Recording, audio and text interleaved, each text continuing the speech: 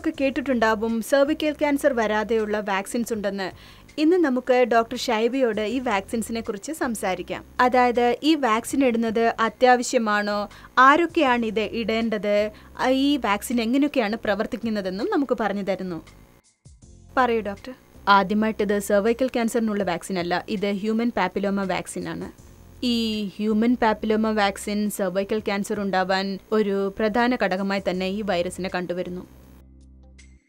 ഈ വാക്സിൻ ഉപയോഗിച്ചു കഴിഞ്ഞാൽ ഈ സെർവൈക്കൽ ക്യാൻസർ വരാൻ ഒരു സാധ്യതയുമില്ലെന്ന് മനുഷ്യർ കരുതുന്നു. പക്ഷേ അതങ്ങനെയല്ല. ഈ സെർവൈക്കൽ ക്യാൻസർ വരാനുള്ള സാധ്യത നമ്മൾ കുറയ്ക്കുന്നു. ഈ മെഡിസിൻ വളരെ കോസ്റ്റ്ലിയാണ്. ഒരു സ്ത്രീ ലൈംഗിക ബന്ധത്തിൽ ഏർപ്പെടുന്നതിന് 6 മാസമോ 1 വർഷത്തിനോ മുൻപ് ഈ മെഡിസിൻ എടുത്തിരിക്കണം. ലൈംഗിക ബന്ധത്തിൽ ഏർപ്പെട്ടതിന് ശേഷം ഇത് ഉപയോഗിച്ചത് കൊണ്ട് വലിയ കാര്യമില്ല.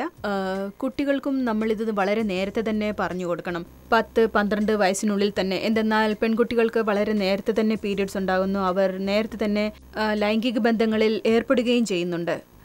അതായത് ഈ പാപ്പിലോമ വൈറസ് നമ്മുടെ ശരീരത്ത് ഉണ്ടാവുന്നതിന് വളരെ നേരത്തെ തന്നെ ഈ വാക്സിൻ നമ്മൾ എടുക്കേണ്ടതാണ്. 6 അല്ലെങ്കിൽ 8 വയസ്സിനുള്ളിൽ തന്നെയോ നമ്മളിത് ചെയ്യേണ്ടതാണ്. അങ്ങനെ സെർവൈക്കൽ ക്യാൻസർ വരാതെ നമ്മൾ സൂക്ഷിക്കാനും കഴിയുന്നു.